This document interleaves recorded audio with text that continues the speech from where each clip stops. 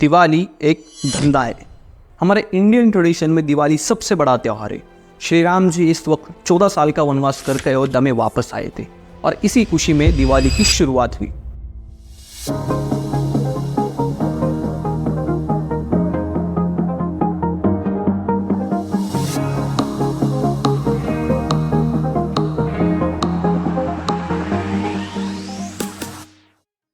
लेकिन आज के समय में दिवाली सिर्फ एक फेस्टिवल नहीं रहा, बहुत से लोगों के लिए ये एक बिजनेस अपॉर्चुनिटी बन चुकी है।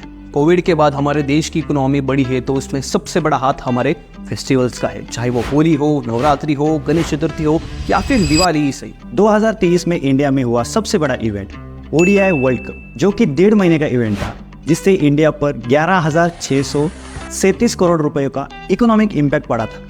11,637 करोड़ एक बहुत बड़ा अमाउंट है। लेकिन उसी साल CIT के रिपोर्ट के हिसाब से सिर्फ दिवाली के सीजन में ही 3,75,000 करोड़ से भी ज्यादा के ट्रेड्स किए गए थे। और वसुबारस, भाऊबीज, पाड़वा और तुलसीवा के ट्रेड्स जोड़े तो शायद 50,000 करोड़ की ट्रेड वैल्यू ऐड हो सकती थी।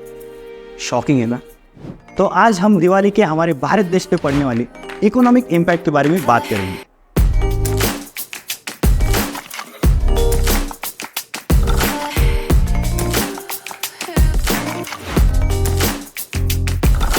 सबसे पहले तो आप सभी को दिवाली की हार्दिक शुभकामनाएं। दिवाली सिर्फ पटाखे, दिए और गिफ्ट्स के लिए मशहूर नहीं है, बल्कि दिवाली जब आती है तो अपने साथ खुशियां लेके आती है, एक पॉजिटिव एनर्जी लेके आती है। सबके घरों के बाहर रंगोली, दिए, ऊपर लगाया हुआ आकाशकंदी, नए कपड़े और सबसे बेस्ट वो दिवाली का फरार। मुझे तो सबसे ज़्यादा पसंद है वो तीखा मीठा वाला चिवड़ा। आपको क्या पसंद है कमेंट में बताओ। दिवाली के दिनों में हम सब लक्ष्मी जी का पूजन करते हैं और ये प्रार्थना करते हैं कि उनकी कृपा हमेशा हम पर बसी रहे। लेकिन मेरा मानना है कि दिवाली के पहले ही लक्ष्मी जी सबके घरों में किसी न किसी तरीके से विराजमान हो ही जाती है। तो आज इस पिरामिड से समझेंगे कि दिवाली हमारे इंडिया की इकोनॉमी पे किस तरह इम्पैक्ट करती है, दिवाली का एक्चुअल में बिजनेस मॉडल क्या है। तो स्टेप बाय स्टेप चलेंगे। जिन चीज़ों से कम रेवेन्यू जनरेट हो रहा है उनसे सबसे ज़्यादा रेवेन्यू जनरेट करने वाले और सबसे ज़्यादा लोगों द्वारा खर्चा किए जाने वाली चीज़ों पर आज हम बात करेंगे। और लास्ट वाली जो चीज़ है, आई एम प्रीटी श्योर कि आपने कभी सोचा ही नहीं होगा कि इस छोटी सी चीज़ की वजह से इतना बड़ा रेवेन्यू जनरेट हो सकता है। त्योहार के वक्त चाहे कुछ हो ना हो, सबको सुंदर दिखना है, स्पेशली लेडीज़ को। और यही है पिरामिड का फर्स्ट पॉइंट, कॉस्मेटिक्स। इंडिया की कॉस्मेटिक मार्केट आज $8.1 बिलियन यानी 810 करोड़ रुपए की है और इसमें मोर देन 65% से भी ज़्यादा सेल्स सिर्फ फेस्टिवल से सीजन में की जाती है। अब इसमें बहुत से प्रोडक्ट्स है, कोई परफ्यूम हो गया या फिर कोई फेस वॉश हो सकता है या फिर कोई मेकअप प्रोडक्ट भी हो सकता है। अब ये प्रोडक्ट्स ऑफलाइन भी खरीदे जा सकते हैं या फिर ऑनलाइन भी खरीदे जा सकते हैं। दिवाली के सीजन में ही ब्यूटी इंडस्ट्रीज का रेवेन्यू 51% से बढ़ रहा है और ब्यूटी प्रोडक्ट के 47% सेल्स का कंट्रीब्यूशन सिर्फ 18 से 24 साल के एज ग्रुप के लोगों की वजह से हो रहा है। दिवाली के वक्त हर किसी ने तो अपने घर में साफ सफाई की ही होगी।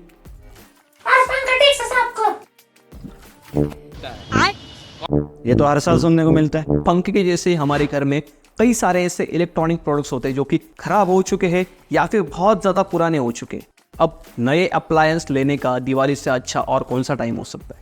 और यही है पिरामिड का सेकेंड पॉइंट, इलेक्ट्रॉनिक्स। पिछले साल दशहरे और दिवाली के सीजन में इलेक्ट्रॉनिक के प्रोडक्ट में 39% की ग्रोथ हुई थी, जिसमें सबसे ज़्यादा मोबाइल फोन्स और कुकिंग अप्लायंस थे। अब अगर मुझे भी कोई मोबाइल वगैरह लेना है तो मैं भी यही सोचूंगा कि दिवाली के सीज़न में, क्योंकि मेरे भी इमोशन जुड़े हैं दिवाली से और इसी इमोशन की वजह से इलेक्ट्रॉनिक की सेल डबल हो जाती। और एक यही रीज़न नहीं इलेक्ट्रॉनिक के सेल्स के बढ़ने का, ऑफर्स। एक टिपिकल इंडियन होने के नाते हम सभी को ऑफर्स चाहिए, हम सभी को डिस्काउंट चाहिए और फेस्टिवल के सीज़न में ही ज़्यादातर ऑफर्स वगैरह दिए जाते हैं, जिसके कारण कभी कभी तो जो चीज़ नहीं भी लेनी होती वो भी हम खरीद चुके होते हैं। इसलिए इनडायरेक्टली सही लेकिन इलेक्ट्रॉनिक की सेल्स बढ़ जाती है। अब अगर सेल की बात हो रही है तो हमारा ऑटोमोबाइल सेक्टर कैसे पीछे रहने वाला है? यही है तीसरा पॉइंट, ऑटोमोबाइल सेक्टर। इंडिया में हर किसी की इच्छा होती है अगर वो गाड़ी ले रहा है तो वो दशहरे पे या फिर दिवाली में ही ले। इसी इच्छा की वजह से इंडिया में 2023 में टोटल मिलकर लगभग नवरात्रि और दिवाली की सीजन में ही 37,93,000 से भी ज़्यादा गाड़ियाँ सेल की गई थी, जिसमें 28 लाख से भी ज़्यादा टू व्हीलर, 5.5 लाख से भी ज़्यादा फोर व्हीलर और 2,70,000 से भी ज़्यादा थ्री व्हीलर और कमर्शियल व्हीकल और 80,000 से भी ज़्यादा ट्रैक्टर। लेकिन दिवाली सिर्फ नई गाड़ी लेने के लिए फेमस नहीं है। Diwali one of the best time होता है सेकेंड हैंड गाड़ियाँ खरीदने का। यूजुअली जो कार ओनर दिवाली के समय में नई गाड़ियाँ लेते हैं वो अपनी पुरानी गाड़ियाँ बहुत ही कम प्राइस पे सेल कर देते हैं, जिसके कारण जो लोग न्यू व्हीकल अफोर्ड नहीं कर सकते वो सेकेंड हैंड गाड़ियाँ खरीद लेते हैं। Point number 4, jewellery. अब दिवाली की बात चल रही है और इसमें ज्वेलरी ने ऐसे कैसे हो सकता है। हमारे हिंदू धर्म के अनुसार ऐसा माना जाता है कि धनत्रयोदशी के दिन सोना चांदी की खरीदी करना बहुत शुभ होता है। धनत्रयोदशी क्यों मनाई जाती है, जो लोग नहीं जानते उनके लिए मैं बता दूं।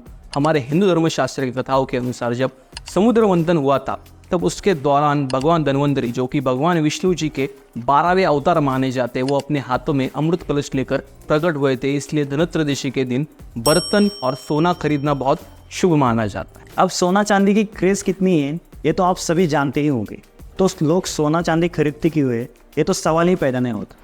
एक मिडिल क्लास फैमिली के लिए सोना चांदी एक इन्वेस्टमेंट भी है और एक इमरजेंसी फंड भी। सिर्फ अकेले दिल्ली में ही 5,000 करोड़ का सोना चांदी ट्रांजैक्शन की गई थी और ऑल ओवर इंडिया में गेस करो कितना अमाउंट का सोना चांदी खरीदा गया होगा? 50,000 करोड़। अगर आपको ये शॉकिंग लग रहा है तो लास्ट में बचे 3 चीज़ें तो आपको और भी सरप्राइज कर सकती है। अब अगर सोना चांदी बेस्ट इन्वेस्टमेंट है तो उससे ऊपर कोई इन्वेस्टमेंट हो सकती है, तो वो है property. Point number 5, real estate. जैसे ज्वेलरी को खरीदना शुभ माना जाता है, वैसे ही अगर दिवाली के समय प्रॉपर्टी खरीदी जाए तो वो भी शुभ मानी जाती है। Mumbai the city of dreams.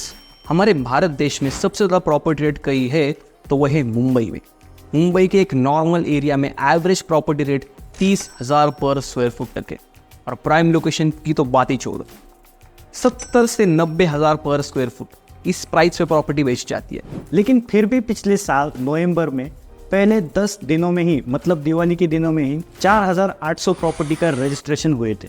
और प्रॉपर्टी रिपोर्ट के अनुसार उसी महीने में टोटल 10,000 से भी ज़्यादा प्रॉपर्टी रजिस्टर की गई थी। पूरी इंडिया की बात करें तो उसी महीने में 1,50,000 से भी ज़्यादा प्रॉपर्टी को खरीदा गया था, और ये नंबर हर साल बढ़ ही रहा है।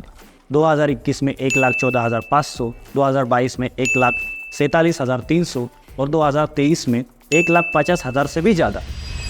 अब आते हैं पॉइंट नंबर 6। दिवाली का त्यौहार जब आता है तो आप सबसे पहले क्या खरीदने की सोचते हो? कपड़े।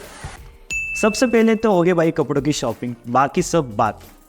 आप नोटिस करोगे तो दिवाली में अचानक कपड़ों की दुकानों पर ऑफर्स के बोर्ड लग जाते हैं, चाहे वो साड़ी हो या कुर्ता, सलवार हो या पैंट शर्ट, सभी प्रकार के ट्रेडिशनल कपड़ों की सेल जमकर होती है। अब देखो ये लास्ट के जो 2 सेक्टर है उनका कोई एग्जैक्ट डाटा अवेलेबल नहीं है कि दिवाली के सीजन में ये कितना रेवेन्यू जनरेट करते हैं, लेकिन नंबर ऑफ बायर्स के हिसाब से एवरेज रेवेन्यू निकाला जा सकता है। हमारे भारत देश के 75 करोड़ से ज़्यादा पॉपुलेशन इंटरनेट यूज़ करती है, और दिवाली के सीज़न में 82% इंटरनेट यूज़र ऑनलाइन शॉपिंग करते हैं। रफली अगर देखा जाए तो 60 करोड़ से ज़्यादा लोग ड्यूरिंग दिवाली कपड़े की शॉपिंग ऑनलाइन करते हैं। चलो एक एवरेज मान के चलते हैं कि एक पर्सन 500 रुपये के कपड़े खरीदी करता है, जो कि बहुत छोटा अमाउंट है। फिर भी 500 रुपये के कपड़े से ही 30,000 करोड़ से भी ज़्यादा का रेवेन्यू जनरेट हो रहा है, और ये सिर्फ एक मिनिमम खर्च है। इससे तो कई ज़्यादा लोग कपड़ों पे खर्चा करते हैं, और उससे भी ज़्यादा लोग ऑफलाइन शॉपिंग करते हैं, जिसका कोई भी रिकॉर्ड नहीं है।